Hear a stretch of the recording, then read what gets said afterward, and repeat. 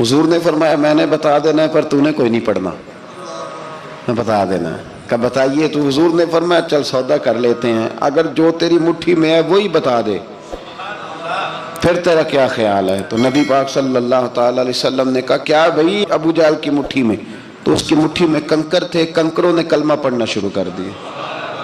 جب کنکروں نے کلمہ پڑھا، پتھر تھے وہ، انہوں نے کلمہ پڑھا، ابو جہل نے وہ کنکر زمین پہ پھینکے کہنے لگا اوہو تیرا جادو تو پتھروں پہاڑوں پہ بھی چلتا ہے۔ اب جملہ کہنے لگا ہوں سمجھ لینا، ابو جہل گوشت کا آدمی تھا، کنکر پتھر تھے، پتھر کلمہ پڑھ گئے۔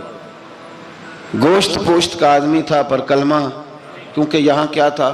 شک، اس نے آگے نہیں بڑھنے دیا۔ گوشت پوشت کا شخص ہو کے پتھروں سے آگے نکل گیا۔ نبی پاک صلی اللہ علیہ وسلم کی خدمت میں آیا، بلکہ وہ جو یہودی والی روایت ہے اس کے پس منظر میں بھی بعض محدثین نے لکھا ہے، اس کو بھی اسی نے بھیجا، کہنے لگا جاؤ نبی پاک سے جا کے کہو اگر وہ درخت آپ کا کلمہ پڑھے تو میں بھی پڑھ لوں گا۔ درخت، اب درخت ہوتے تو جاندار ہیں پر کلمے تو کوئی نہیں نہ پڑھتے۔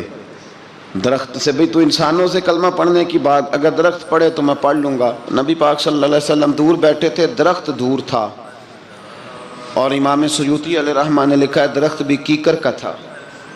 نبی پاک صلی اللہ علیہ وسلم نے فرمایا اس یہودی سے کہ تو جا کے درخت کو کہہ کہ تجھے نبی پاک بلاتے ہیں۔ فرمایا میں گیا تو پھر تم نے کہنا جادو کر کے بلایا ہے۔ احتیاط بھی کی، ہر چیز آنکھوں کے سامنے رکھی، تو جا کے کہہ کہ تجھے بلاتے ہیں۔ وہ بندہ گیا، جا کے کہنے لگا، اور امام سیوطی نے اس کو لکھا ہے، کہنے لگے اس نے نبی پاک کا نام بھی نہیں لیا، کیونکہ ابو جہل اینڈ کمپنی کو پتا تھا کہ مصطفیٰ کے نام میں بھی بڑی برکت، خالی نام بھی نہیں لیا۔ کہنے لگا درخت وہ جو سامنے بیٹھے ہیں نا وہ تجھے بلا رہے، نام نہیں لیا حضور کا، وہ جو سامنے بیٹھے ہیں نا، جاءت لدعوتہ الاشجار ساجدۃ، امام بوصیری کہتے ہیں درخت آیا اور سجدہ کرتا ہوا، زمین چیرتا ہوا آیا۔ کس طرح آیا؟ پہلے آگے جھکا، پھر پیچھے جھکا، دائیں جھکا، بائیں جھکا۔ یہاں بھی لکھنے والوں نے لکھا ہے کہ وہ نہ درخت اپنی جڑیں اکھیڑ رہا تھا، جب چلنا تھا نا اس نے حضور کی طرف آنا تھا تو آگے دائیں بائیں ہوا، جڑیں اکھیڑ رہا تھا۔ لیکن ہمارے استاد جب ہمیں یہ روایت پڑھایا کرتے تھے تو کہتے تھے جڑیں نہیں اکھیڑ رہا تھا، جب اس نے سنا مجھے نبی پاک نے بلایا تو اسے وجد ہو گیا تھا، وہ جھومنے لگ گیا تھا، جھوم رہا تھا، حضور نے مجھے بلا لیا، جاءت دعوت الاشجار ساجدہ۔ تو درخت آیا، اس نے آ کے نبی پاک کو سجدہ کیا، لکڑی کا بنا ہوا درخت ہے، سجدہ کیا۔ سجدہ کرنے کے بعد درخت اٹھا اور اٹھ کے اس نے نبی پاک کا کلمہ پڑھا۔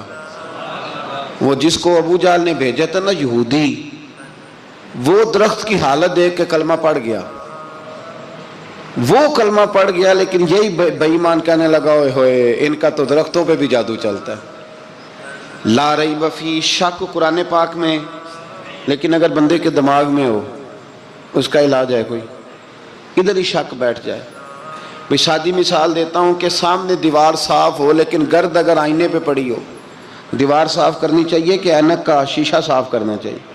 ساری زندگی لوگ دیوار صاف کرتے گزار دیتے، ساری زندگی تراش خراش کرتے گزار، اپنی مرضی کی پینٹنگ کرتے گزار دیتے ہیں، پر اپنی آنکھ کی پتلی صاف نہیں کرتے، آنکھ کی پتلی صاف نہیں کرتے۔ کسی نے حضرت رومی سے کہا تھا حضور دنیا میں کوئی اچھا ملتا نہیں، فرمانے لگے تھوڑا رونا شروع کر تاکہ تیری پتلیاں وضو کر لیں، وضو کر لیں، وہ انہیں پتہ چل جائے کہ کتنے صاف ستھرے لوگ دنیا میں پائے جاتے ہیں۔ ابو جہل پھر آ گیا، کہنے لگا اگر آپ چاند کے 2 ٹکڑے کر دیں تو میں کلمہ پڑھنے کو تیار ہوں۔ اچھا یہاں بھی بڑی مزے کی بات ہے، اللہ نے پہلے کہہ دیا نبی پاک کو کہ ان الذین کفروا سواء علیہم انذرتہم ام لم تنذرہم لا یؤمنون۔ محبوب یہ جن کی قسمت میں کفر ہے نا، آپ انہیں ڈرائیں چاہے نہ ڈرائیں، یہ ایمان نہیں لائیں گے۔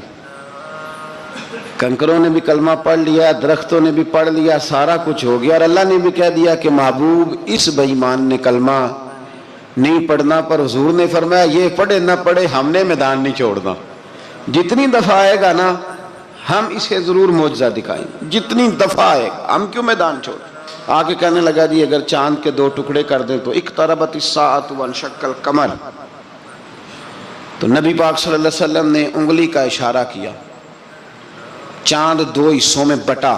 کوہ صفا ایک پہاڑی تھی مکے میں، آدھا ٹکڑا پہاڑی کی اس جانب ہوا، آدھا اس جانب، یعنی وضاحت کی اللہ کریم نے کہ ایسے نہ ہو کہ یہ کہہ جی وہ تو ایسے بالکل شک ہوا تو مل گیا، پتہ نہیں میری آنکھوں پہ جادو ہو گیا، ملا ہے کہ نہیں ملا۔ جب ٹوٹا تو حدیث پاک میں آتا ہے کہ آدھا چاند کوہ صفا کی ادھر گیا اور آدھا تو پہاڑی تھی، چاند نیچے آیا، پہاڑی کے گرد گھوما، آگے جا کے ملا، یعنی وقفہ دیا گیا باقاعدہ دیکھنے کا، سمجھنے۔ پوری دنیا میں جتنے لوگ اس وقت چاند دیکھ رہے تھے، ہندوستان تک روایتوں میں ملتا ہے کہ لوگوں نے گواہی دی کہ ہم نے چاند ٹوٹتے دیکھا ہے۔ زمانہ مان گیا، لوگوں کی چیخیں نکل گئیں، لوگ قدموں میں گر گئے، پر وہ جس کے دماغ میں شک تھا نا وہ نہیں مانا۔ شجر و حجر پہچان گئے پر انسان کی نظروں میں شک ہی رہا۔ دنیا میں سب سے مجبور، کمزور، بزدل، کم فہم بندہ وہ ہے جس کے دماغ میں شک ہے، سب سے کم فہم آدمی، اس کی فراست روحانیہ زیرو ہے، وہ ایک ناکام شخص ہے، اس کو کسی پہ بھی شک پڑ جائے، کسی پہ بھی۔ ہم نے دیکھا ہے جو عورت اپنے مرد پہ شک کرنے لگ جاتی ہے اس گھر کا کوئی علاج ہی نہیں ہوتا۔ جو شکوہ کرتی ہے روٹی کا، پیسوں کا، وہ کسی دور میں مسئلہ اس کا حل ہو جاتا ہے۔ جو نافرمان ہوتی ہے اس کا بھی مسئلہ کسی نہ کسی زمانے میں حل ہو ہی جاتا ہے۔ یہ جس کو شک پڑ جاتا ہے نا، شک، اس کا مسئلہ قیامت کی صبح تک حل نہیں ہوتا۔ اگر مرد کو شک پڑ جائے اس کا مسئلہ بھی کبھی زندگی میں دوبارہ حل، یاد رکھیں۔ یہ جو شکوک و شبہات ہے نا، قرآن پورا شکوک و شبہات کا ازالہ کرتا ہے، کافر کے سوال کا جواب دیتا ہے، منافق کے سوال کا جواب دیتا ہے۔ قرآن مجید ہر ایک کی تسلی کراتا ہے، لیکن شروع میں بتا دیا کہ لا ریب فی، شک والی گنجائش اس میں۔ لوگ آج تک شک کر رہے ہیں کہ اللہ کا کلام ہے کہ نہیں، آج تک لوگ کہیں۔ تو میرے بھائی، شکوک والی زندگی کمزور ہوتی ہے، شکوک والی، عقل مند لوگوں کی زندگی کمزور زندگی ہے۔ صحابہ کرام عمل والے لوگ تھے، وہ بحثوں میں الجھے رہتے تو عمل نہ کر پاتے۔ ہمارے ہاں نا بحث ہوتی ہے جس مسئلے کا کوئی تعلق ہی نہیں، الجھنوں سے نکل آئیں۔ عمل کا رستہ، بحث جو ہوتی ہے یہ عمل کا رستہ روکتی ہے۔ عقل مند نہ بنے، فرما بردار بنے۔ میرے بھائی، شکوک و شبہات والی جو لائف ہے، لیکن نا انبیاء کرام علیہ السلام کے بارے میں شکوک و شبہات ہیں، اولیاء عظام کے بارے میں۔ اب ایک نیا شک پیدا ہو گیا ہے کہ فیض ملتا ہے کہ نہیں ملتا۔ ہم نے فلانے ولی کو دیکھا نہیں، ساری زندگی اس کا نام لیا، فیض ملے گا کہ نہیں؟ غوث پاک کو دیکھا نہیں، ساری زندگی قادری کہلایا، فیض ملے گا کہ نہیں؟ خواجہ اجمیر کو دیکھا نہیں، چشتی کہلائے، فیض ملا کہ نہیں؟ صابر پیا کو دیکھا نہیں، صابری کہلائے، فیض ملا کہ نہیں؟ او خدا کے بندے، فیض وہ چیز ہے جو نظر نہیں آتی پر محسوس سب سے زیادہ ہوتی ہے۔ ملے تو حضرت اویس کرنی بھی نہیں تھے نبی پاک سے، وہ بھی نہیں ملے تھے، ملاقات تو ان کی بھی نہیں ہوئی تھی۔ کیا کہو گے؟ ملاقات نہیں ہوئی، لیکن فیوز و برکات کا یہ عالم ہے کہ میرے محبوب نے فرمایا وہ دعا کرے گا تو اللہ میری امت کی بخشش فرمائے گا۔ تو آپ ہمارے صوفیاء میں ایک سلسلہ اویسیہ ہے، سلسلہ اویسیہ میں اکثر ملاقات نہیں ہوتی، اکثر نہیں ملاقات ہوتی بغیر دیکھیں نا، آپ جب کسی کا نام جپتے ہیں، جب کسی کا نام لیتے ہیں، جب اسی کا ذکر کرتے ہیں، جب اسی کے تذکرے میں رہتے ہیں تو اللہ تبارک و تعالیٰ کے یہ جو کامل لوگ ہوتے ہیں یہ متوجہ ہو جاتے ہیں، ان کی توجہ ہوتی ہے۔ اور خود سرکار نے فرمایا دو آپس میں محبت کرنے والے، ایک مشرق میں ایک مغرب میں، قیامت کے دن اللہ دونوں کو جنت میں اکٹھا فرما دے گا۔ یہ کیا بات ہوئی کہ ہر بات میں شک کرنا کہ جی وہ فلانے سے ملاقات ہی نہیں ہوئی؟ تو کس طرح بھئی؟ ملاقات ایک الگ چیز کا نام ہے، ملاقات ایک الگ شے کا نام ہے، اور فیوز و برکات ایک، اللہ سے ملاقات ہوئی ہے، رزق دیتا ہے کہ نہیں؟ زندگی دیتا ہے، ساری چیزیں دیتا ہے، تو ملاقات تو کوئی نہیں کرتا۔ تو اس لیے ہر چیز کو ٹھیک ہے، وہ جو جگہ، جس جگہ پہ جو بات ہے اس کو وہاں رہنا چاہیے، لیکن یہ شکوک ہیں، ان سے باہر نکلیں، ان سے باہر آئیں۔ اولیاء اللہ کا جو فیضان ہے، ان کی جو محبت ہے، ان کے جو طریق. حضرت سلیمان بن بشار رحمۃ اللہ علیہ بزرگ گزرے ہیں، وہ کہتے ہیں میرے پاس، میں بڑا خوبصورت تھا، جوانی میں دین کی تھوڑی سی خدمت کرتا تھا، تو ایک عورت آ گئی. اس عورت نے میرے ساتھ کچھ مجھ سے مانگا، مطالبہ کیا، تو میں نے کہا کوئی بھکارن ہے. میں نے جب اس نے نقاب اوڑھا ہوا تھا، جب میں نے اس کی طرف پیسے دینے کے لیے، خیرات دینے کے لیے کوئی چیز بڑھائی، تو اس نے چہرے سے کپڑا ہٹایا. میں نے نظر جھکا لی، کہنے لگی سلیمان میرا رنگ روپ تو دیکھ، میں کتنی خوبصورت ہوں، میں تیری محبت میں گرفتار ہو گئی، خدا را میں اپنے آپ کو تیرے حوالے کرتی ہوں. آپ فرماتے ہیں جب اس کے نیت اور ارادے میں اور لفظوں میں میں نے فطور دیکھا، تو میں استغفر اللہ پڑھتا وہاں سے بھاگ گیا. اتنا دوڑا کہ میں بصرہ سے باہر نکل گیا، شہر سے ہی باہر آ گیا. عورت سے دوڑ رہا ہے، مرد، نوجوان، خوبصورت. فرماتے ہیں عشاء کی اذانیں ہو رہی تھی، نماز پڑھ کے میں مسجد میں سو گیا تو مجھے حضرت یوسف علیہ السلام کا دیدار ہو.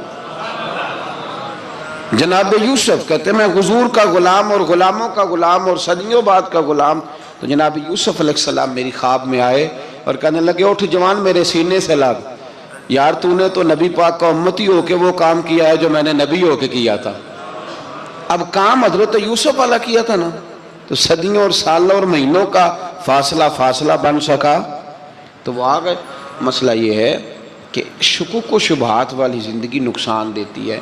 حضرت ہمارے سلسلہ مقدسہ میں ایک سلسلہ علویہ ہے جو اعلیٰ حضرت فاضل بریلوی کو حاصل تھا. شاہ عبدالعزیز صاحب محدث دہلوی رحمۃ اللہ تعالیٰ علیہ نے بڑا لکھا مولا علی کی شان پہ، حضرت علی پہ کلام، ان کا ذکر، ان کے تذکرے اس قدر فنا ہو گئے کہ ہر وقت ذکر علی کرتے. فرماتے ہیں مجھے خواب میں حضرت علی کا دیدار ہوا، انہوں نے مجھے بیعت فرمایا اور مجھے اپنے سلسلہ مبارکہ میں اجازت دی. تو شاہ صاحب رحمۃ اللہ علیہ فرمایا کرتے تھے کہ میں نے بہت کم لوگ ہیں جن کو پھر ان میں بیعت فرمایا جاتا ہے، تھوڑے چند لوگ، اور ان کو سلسلہ مبارکہ میں اس میں چند لوگ ہیں. اعلیٰ حضرت کے بعد شاہ علیہ رسول ہے، شاہ علیہ رسول کے بعد شاہ عبدالعزیز محدث دہلوی، وہ ڈائریکٹ مولا علی شیر خدا سے بیعت. تو مطلب یہ ہے کہ کام شکوک و شبہات سے نکلیں. قرآن نے کہا لا ریب فی، قرآن میں شک البتہ وَإِن كُنتُمْ فِي رَيْبٍ مِّمَّا نَزَّلْنَا عَلَىٰ عَبْدِنَا، بندے کچھ شک کرتے ہیں، اگر انہیں شک ہو تو وہ اس طرح کریں کہ فَأْتُوا بِسُورَةٍ مِّن مِّثْلِهِ، پھر اس کی مثل ایک صورت لے کے آئیں، اور وَادْعُوا شُهَدَاءَكُم مِّن دُونِ اللَّهِ إِن كُنتُمْ صَادِقِينَ. سارے بے شک اپنے حمایتی بلا لیں اگر وہ سچیں. شک والی دنیا سے باہر نکل آئیں، حقیقت والی دنیا کو قبول کریں. شکوک و شبہات کا ازالہ نہیں ہوتا. شک دوسرے شک کو جنم دیتا ہے، نقص دوسرے نقص کو جنم دیتا ہے، غلطی دوسری غلطی کو جنم دیتی ہے. اور انسان جب تک شکوک کی، میں نے آپ کو کہہ دیا کہ ہر گھر بس سکتا ہے، ہر گھر، ہر عورت کے صحیح ہونے کی امید ہوتی ہے، پر جس بی بی کو اپنے خاوند کے کردار پہ شک ہو وہ بی بی کبھی مطمئن نہیں ہوتی. ہر گھر بس جاتا ہے، لیکن جس خاوند کو اپنے بیوی کے کردار پہ شک ہو جائے اس کا کبھی اس کے ساتھ سلوک مخلصانہ. شکوک والی زندگی بیماروں کی زندگی ہے. شکوک والی زندگی بیماروں کی زندگی، کمزوروں کی زندگی، بزدلوں کی زندگی.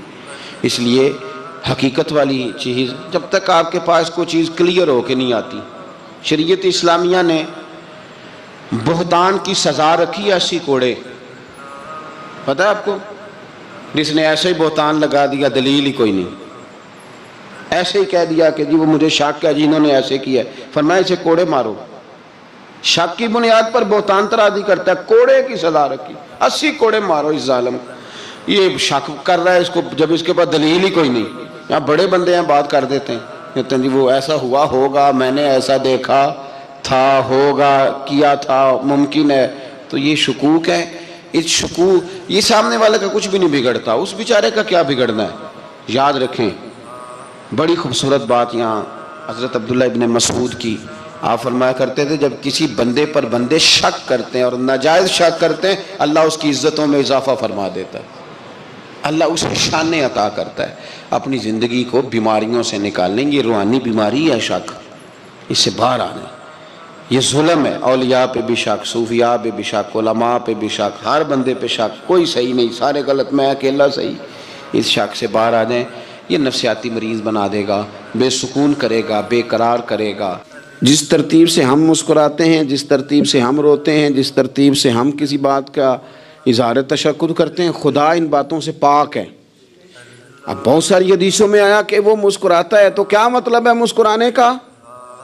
تو علماء تفسیر نے لکھا ہے مسکرانے کا مطلب یہ ہے کہ وہ بڑا ہی راضی ہوتا ہے اپنے بندے سے، بڑا راضی ہوتا ہے، یہ مطلب ہے۔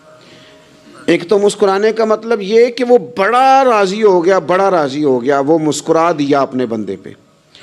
اور ایک اس کا معنی خود نبی پاک صلی اللہ تعالیٰ علیہ وسلم نے بیان فرمایا۔ مسند امام احمد بن حنبل میں حدیث ہے، حضور سید عالم علیہ السلام سے صحابہ نے پوچھا یا رسول اللہ شہید تو بڑے لوگ ہوتے ہیں، شہیدوں میں افضل کون ہے؟ تو اللہ کے حبیب علیہ السلام فرمانے لگے وہ والا بندہ جو ڈٹ گیا تھا کافروں کے مقابلے میں، وہ ہلا نہیں، پوری طرح ڈٹ کے جو لڑا وہ شہداء میں افضل ہے۔ حضور فرماتے ہیں وہ جنت کے بالا خانوں میں سیر کرے گا اور رب اسے دیکھ کے مسکرائے گا، رب اسے دیکھ کے مسکرائے گا، اللہ تعالیٰ مسکراتا ہے اسے دیکھ کے۔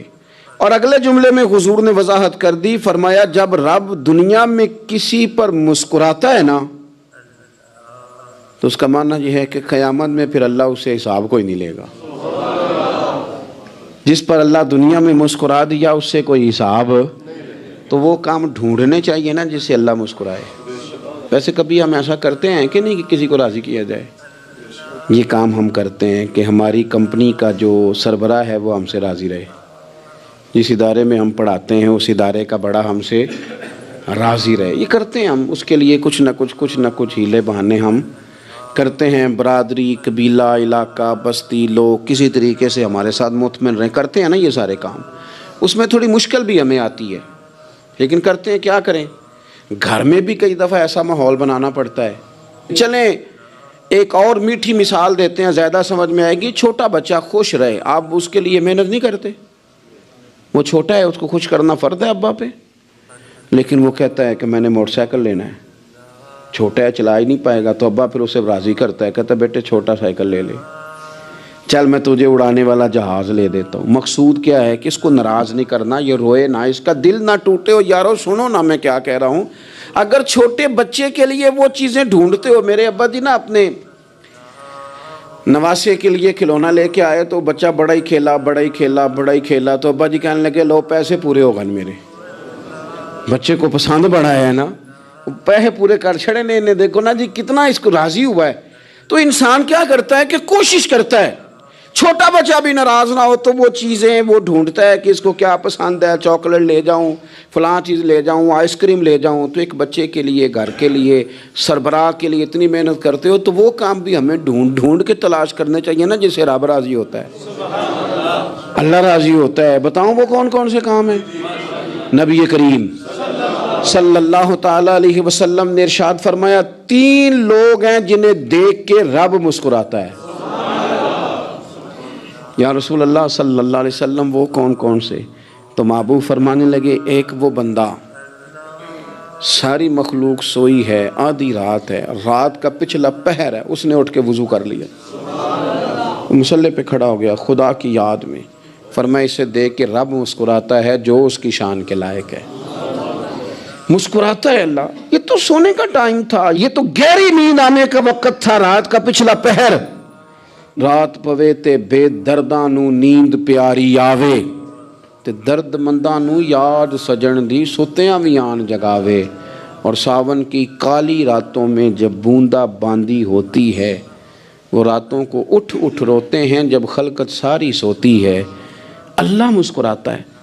اور سننا میرے بھائی، میرے نبی پاک صلی اللہ تعالیٰ علیہ وسلم فرماتے ہیں جب مسلمان نماز کے لیے صفیں بناتے ہیں نا، ترتیب لگ رہی ہوتی ہے، اب اللہ کی بارگاہ میں کھڑے ہوں گے، قیام کریں گے، رکوع کریں گے، سجود کریں گے، فرمایا جب مومن صفیں بناتے ہیں تو رب دیکھ کے مسکراتا ہے، مسکراتا ہے۔ کمال ہو گئے عروج بندگی کا، جب بندے کو دیکھ کے رب مسکرائے، خدا بندے سے خود پوچھے بتا تیری رضا کیا ہے، مسکراتا ہے۔ اور میرے نبی پاک علیہ السلام فرماتے ہیں جب مجاہد جہاد کے لیے صفیں سیدھی کرتے ہیں، آج تو یہ رب کے نام پہ مرنے ہی آ گئے، یہ صفوں میں کھڑے ہوں گے، ترتیب سے لڑیں گے، ترتیب سے گلا کاٹیں گے کافروں کا یا شہادت لیں گے۔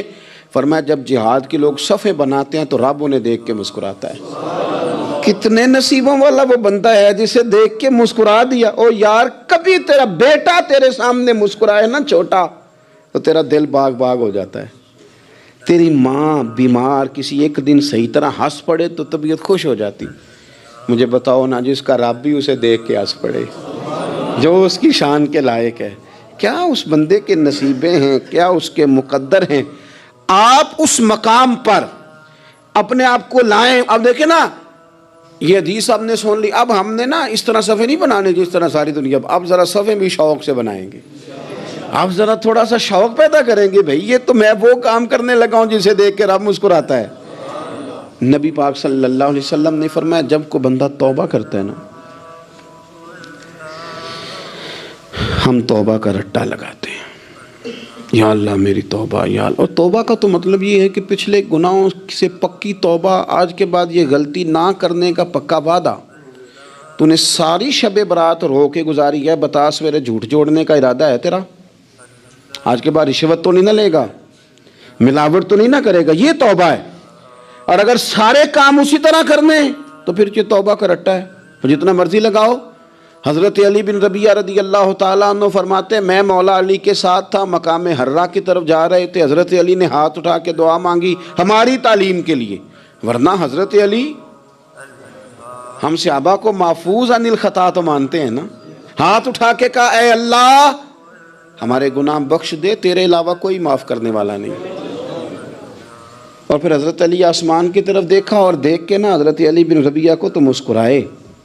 حضرت علی بن ربیعہ کہنے لگے حضور مسکرائے کیوں ہو؟ فرمانے لگے ایک دن میں حضور کے ساتھ اسی طرح آیا تھا، اسی طرح حضور نے دعا فرمائی تھی ہماری تعلیم کے لیے، اور پھر حضور مجھے دیکھ کے مسکرائے تھے اور فرمایا جب کوئی بندہ رب کی بارگاہ میں اس طرح استغفار کرتا ہے تو رب مسکراتا ہے، اور مسکرا کے فرماتا دیکھ لو میرے بندوں کو پتا ہے کہ میرے علاوہ معاف کرنے والا کوئی نہیں، انہیں پتا ہے، تم اس کی بارگاہ میں رجوع تو لاؤ، آؤ تو صحیح دو آنسو لے کر۔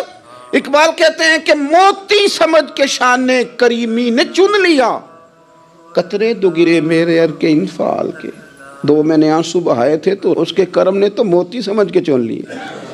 سنو نا حضور اس استغفار کو اللہ کو یار رات کو توبہ کر کے سونا چاہیے ہمیں۔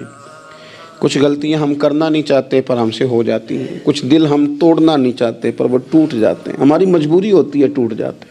رات کو اس کی بارگاہ میں ہاتھ باندھ کے کشکول طلب دراز کر کے خوب استغفار پڑھنا چاہیے کہ مالک بندے ہیں نا کیا کریں، نفس کا ساتھ ہے، دنیا کا ساتھ ہے، خواہشات نفسانیہ، مالک معاف کر دے۔ درد سے توبہ، رسم نہ ہو، کہانی نہ ہو، لفظ نہ ہو، جملے نہ ہوں، اور جناب ایسے لوگوں کے بیچ بڑے ہاتھ باندھ کے اور بڑا کوئی ضرورت نہیں، آپ اکیلے اپنی چارپائی پہ بستر کے اندر منہ دے کے بھی درد سے کہیں گے نا معاف کر دے تو وہ تو مہربانی بڑا ہے۔ میرے نبی پاک صلی اللہ علیہ وسلم مثال دیتے ہیں، فرمایا ایک آدمی صحرا میں جا رہا، صحابہ سے حضور خطاب کر رہے ہیں، فرمایا ایک آدمی صحرا میں جا رہا تھا، اس نے اپنی اونٹنی پہ کھانا پانی پیسے ہر چیز رکھی ہوئی تھی، صحرا تھا بہت بڑا، درمیان صحرا کے گیا تو تھوڑا سا سستانے کے لیے آرام کرنے کے لیے اونٹنی سے نیچے اترا، اب اس نے اونٹنی کی لگام اونٹنی کی نکیل اپنے سرہانے کے نیچے رکھی، ہاتھ کے ساتھ پکڑی اور سو گیا۔ تھوڑی ہی دیر کے بعد جب اس کی آنکھ کھلی تو دیکھا اونٹنی غائب ہے۔ صحرا میں وہ پیدل نہ آگے جا سکتا ہے، نہ پیچھے جا سکتا ہے، نہ دائیں نہ بائیں، کھانے کو روٹی نہیں، پینے کو پانی کا قطرہ نہیں، تھوڑا ادھر بھاگا ادھر بھاگا، تھک گیا۔ کریم محبوب فرماتے ہیں وہ پوری طرح نڈھال ہو گیا اور مایوس ہو گیا، معاذ اللہ، مایوس ہو کے دوبارہ اسی جگہ آ کے لیٹ گیا جہاں پہلے لیٹا تھا، انتظار کرنے لگا کہ اب موت ہی آئے گی، آخری وقت ہے، اب نہ میں پیدل یہ صحرا کراس کر سکتا ہوں، نہ پیچھے جا سکتا ہوں، نہ کھانا ہے نہ پانی ہے، سوائے موت کے کوئی سہارا نہیں۔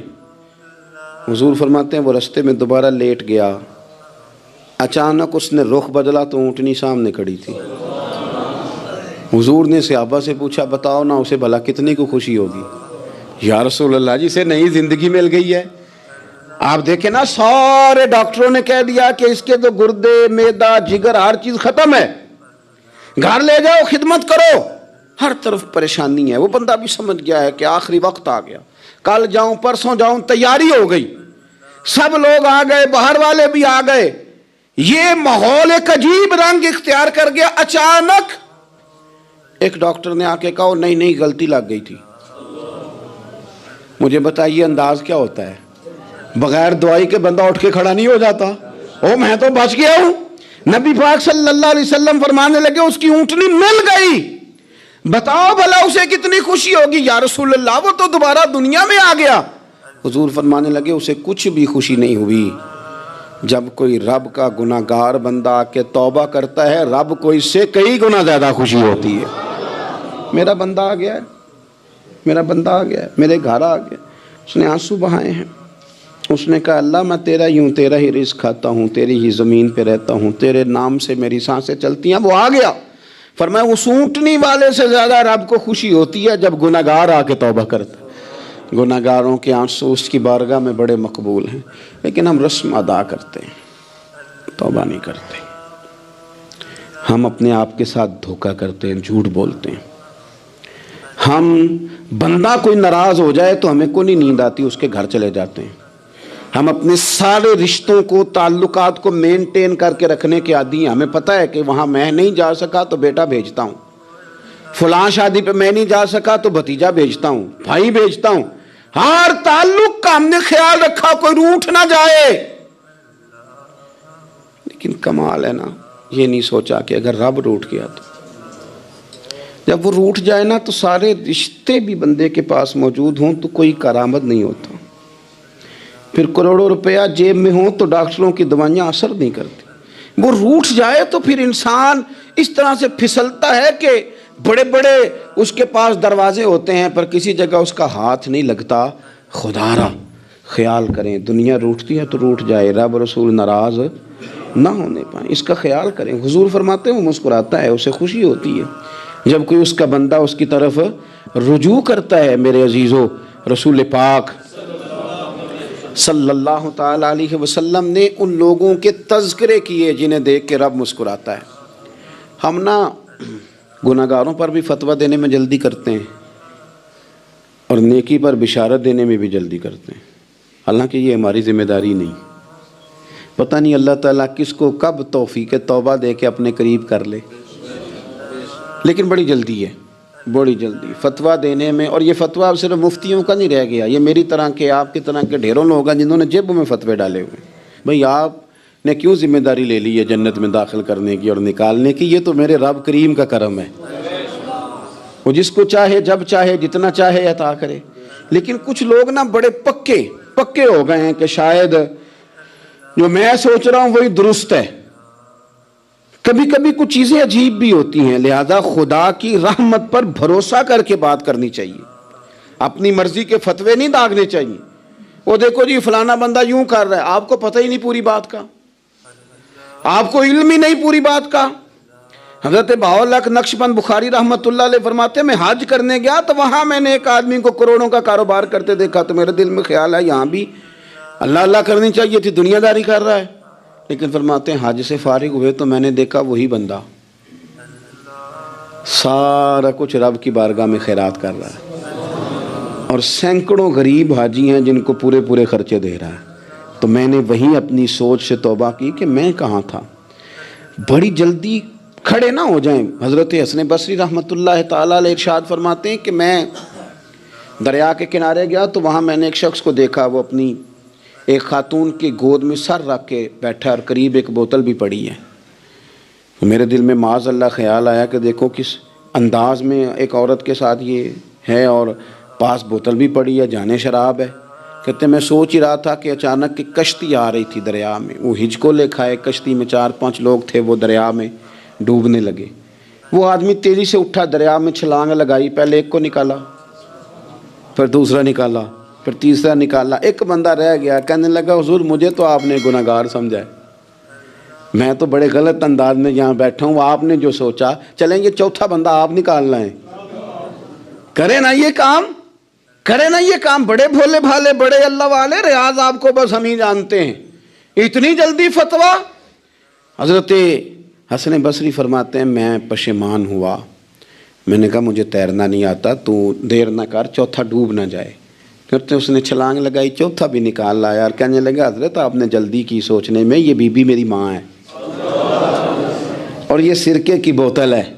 ہم ماں بیٹے کا یہ مشغلہ ہے کہ یہ وہ جگہ ہے جہاں آ کے لوگ مسافر اترتے ہیں، اور یہاں سے کسی کا گھر 100 میل ہے، کسی کا 200 میل ہے، ہم صبح سرکہ کھجوریں روٹیاں لے کے یہاں آتے ہیں، مسافروں کی نوکری کرتے ہیں، کوئی پریشان ہو تو مدد کرتے ہیں۔ حضرت خواجہ حسن بصری فرماتے ہیں میں نے معافی مانگی، ان سے بھی مانگی، رب سے بھی مانگی، انہوں نے مانگ لی نا بزرگ تھے، پر ہم کو نہیں تیار مانگنے کو۔ ہم ہر وقت بدگمانیاں، وہ فلانا فلانے جرم کرتا تھا، میں اسے اب کیسے نیک مان لوں؟ بھئی اب وہ نمازی ہے، خدا کے گھر آتا جاتا ہے، اب اللہ کی بارگاہ میں حاضر ہوتا ہے، جب رب نے معاف کر دیا تو بھی سوچ بدل جا۔ سنیں حضور کیا فرماتے ہیں، نبی پاک صاحب الاخلاق صلی اللہ تعالی علیہ وسلم فرماتے ہیں، مسند امام احمد بن حنبل دیکھیے، فرمایا رب اس وقت بڑا ہی مسکرائے گا جب قاتل بھی جنت میں جائے گا، مقتول بھی جنت میں جائے گا۔ یا رسول اللہ مقتول تو گیا، یہ قاتل کیسے چلا گیا؟ حضور فرماتے ہیں جائے گا، اور جائے گا اور رب مسکرائے گا جو اس کی شان کے لائق ہے۔ یا رسول اللہ کس طرح؟ تو نبی پاک صلی اللہ علیہ وسلم فرمانے لگے اس نے ایک مومن کو قتل کیا تھا، وہ شہید ہو کے جنت میں چلا گیا، اب اللہ نے بعد میں اسے توبہ کی توفیق دے دی، پہلے اس نے کلمہ پڑھا، پھر یہ میدان میں اترا، کافروں سے لڑا، یہ شہید ہوا، رب نے اسے بھی جنت دے دی۔ قاتل بھی جنت میں، مقتول بھی جنت میں، اور بات اتنی انوکھی ہے کہ رب دیکھ کے مسکرا رہا ہے جو اس کی شان کے لائق ہے۔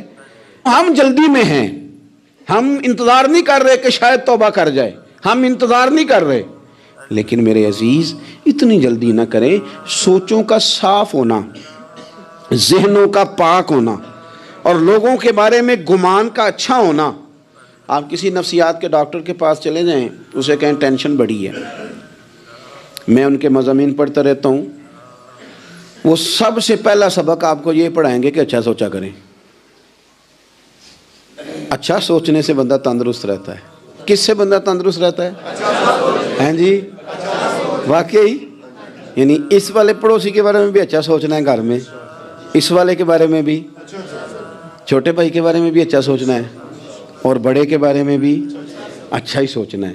یعنی اپنی برادری قبیلے کے بارے میں بھی اچھا سوچیں، جو قبیلے کا نہیں اس کے بارے میں بھی چلیں تھوڑا سا اچھا سوچ لیں۔ اپنے بارے میں تو اچھا سوچا ہے بڑا، میں کہتا ہوں کہ ہم اپنی غلطیوں سمیت اپنے آپ سے بڑا پیار کرتے ہیں، اور دوسرے کی ایک غلطی نظر آ جائے تو ہمیں گھین آنے لگ جاتی ہے۔ آپ جلدی نہ کریں، مالک نے موقع دیا ہے بندوں کو، نہ وہ کسی کا رزق چھین رہا ہے، نہ سانسیں چھین رہا ہے، وہ اپنی زمین پہ چلنے بھی دے رہا ہے، رہنے بھی دے رہا ہے، تو جب اس نے موقع دیا ہے آپ بھی تھوڑا موقع دیں۔ اللہ بڑا کریم ہے، دروازے کھولے گا، اس کے بندے اس کی بارگاہ تک پہنچیں گے۔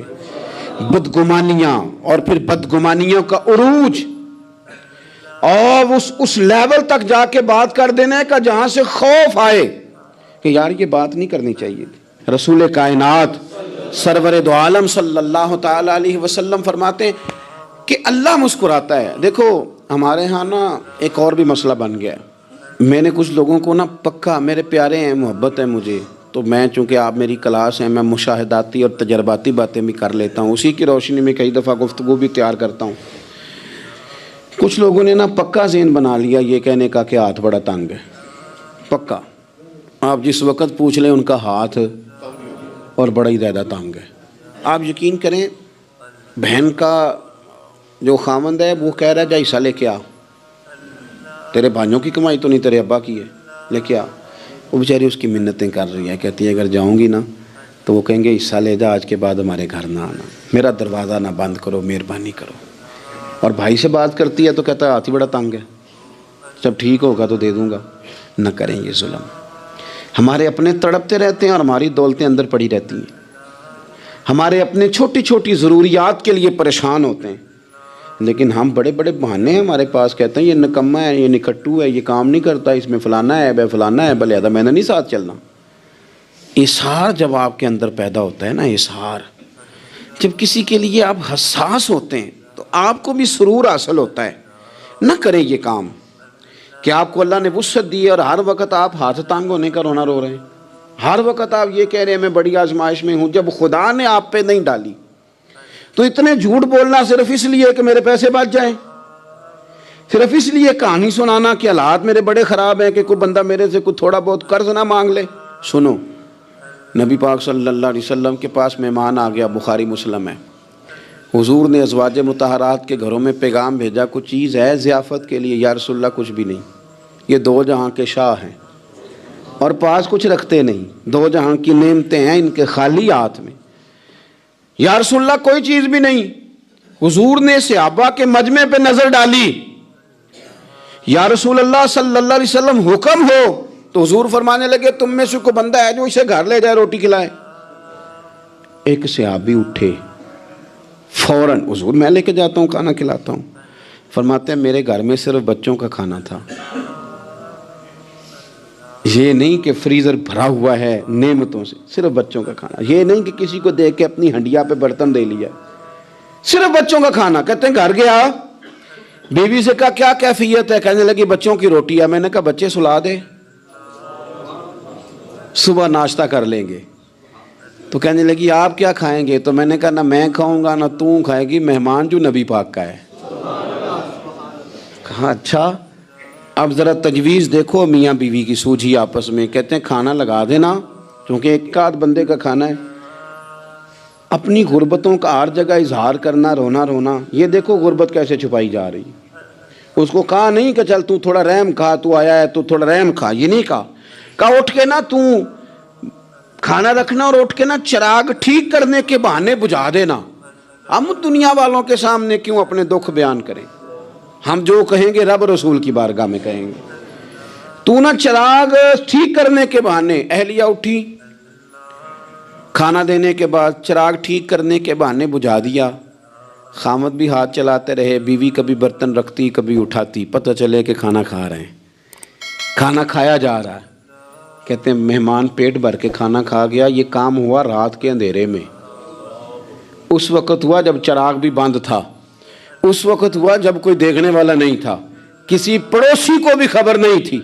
فرماتے ہیں صبح کے اجالے میں اس مہمان کو لے کے مسجد نبوی میں نے قدم رکھا تو نبی کریم نے فرمایا رات جو تم نے کام کیا ہے نا اسے دیکھ کے میرا رب بڑا مسکرایا ہے، اللہ بڑا مسکرایا ہے. اللہ تر دامنی پہ شیخ ہماری نہ جائیے، ہم دامن نہ چھوڑ دیں تو فرشتے وضو کریں.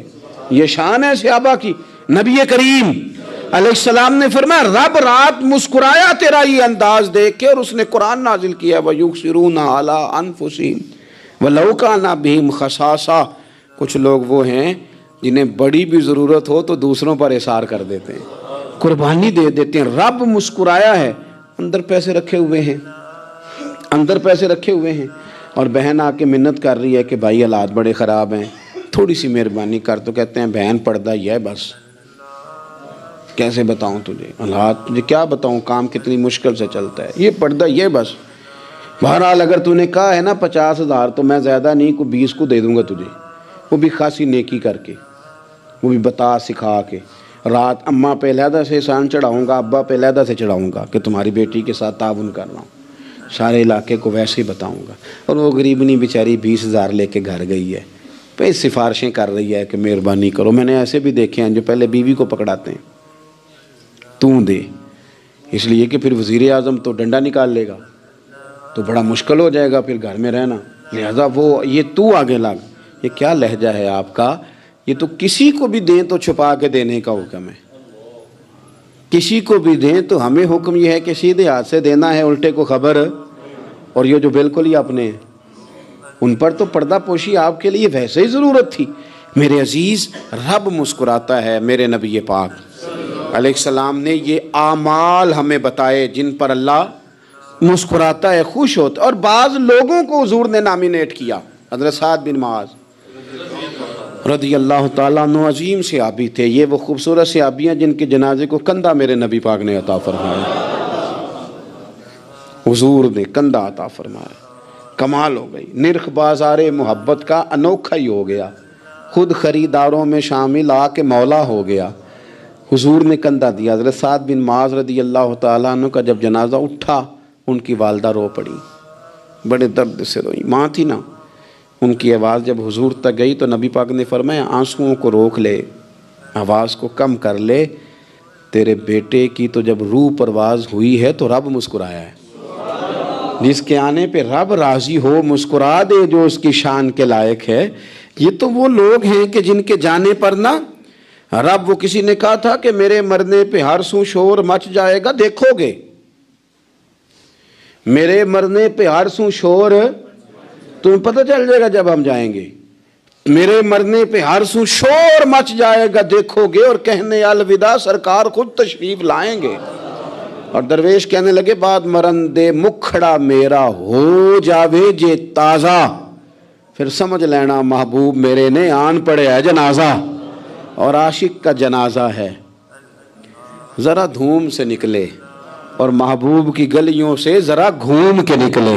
فرمایا کہ ان کے تو جانے پہ رب کریم. اور حضور نے ایک دعا بھی دی. حضرت ابو طلحہ, حضرت طلحہ رضی اللہ تعالیٰ عنہ صحابی تھے, ان کا وصال ہو گیا تو حضور نے دعا بھی دی. فرمایا یا اللہ جب میرا طلحہ آئے نا تو اس سے مسکرا کے بات کرنا, یہ تجھ سے مسکرا کے بات کرے جو تیری شان کے لائق ہے. تو اللہ تعالیٰ